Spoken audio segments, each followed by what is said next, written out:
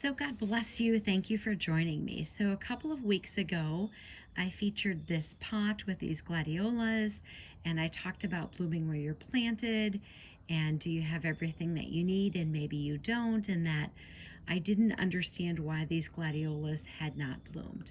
Well, lo and behold, look at what is happening. I'm just going to pan up here just a little bit. This gladiola will be a beautiful red color, it appears to be. Apparently, I didn't quite give it enough time. I'm about 2 weeks too early for the gladiolas to bloom. So this one is starting. Some of the other ones are starting to get there, and I really thought that these gladiolas, I really thought that they wouldn't get there.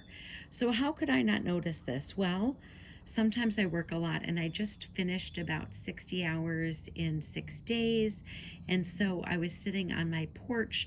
Many of the videos that I film are from my porch. You see it lots of times, and I love this porch so much.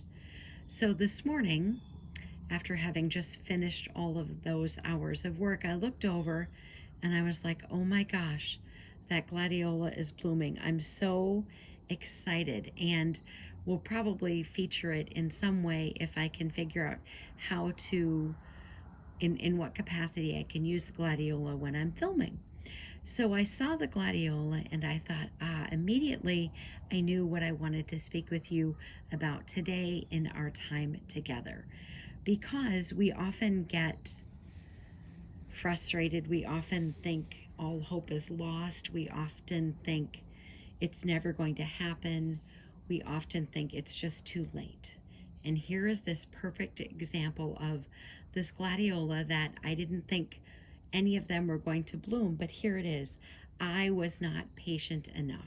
So that got me thinking about a passage here that I want to share with all of you in the book of Matthew, and about loving your enemies, because sometimes we have people that hurt us, that wrong us.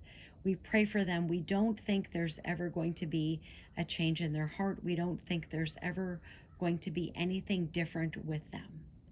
So Matthew 43 of chapter 5 says this: Have you heard that it was said, you shall love your neighbor and hate your enemy? But I say to you, love your enemies, bless those who curse you, do good to those who hate you, and pray for those who spitefully use and persecute you, that you may be the sons of the Father in heaven. For he makes his sun rise on the evil and on the good, and sends rain on the just and the unjust. For if you love those who love you, what reward have you? Do not even the tax collectors do the same? And if you greet your brethren only, what do you do more than others? Do not even the tax collectors do so? Therefore you shall be perfect, just as your Father in heaven is perfect.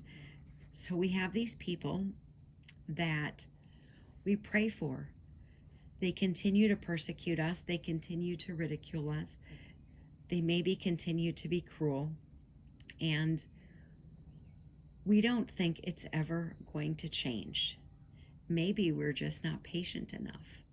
So I hope that this was helpful for you and encouraging to you, that we need to pray for our enemies, that there can be a change in their heart, and not to give up hope and not to lose sight. And there are actually a lot of ways in which I could incorporate the story of patience. This is how I'm choosing to share it at this moment. Armor up, we ride at dawn. May God bless you as always. Have a great day.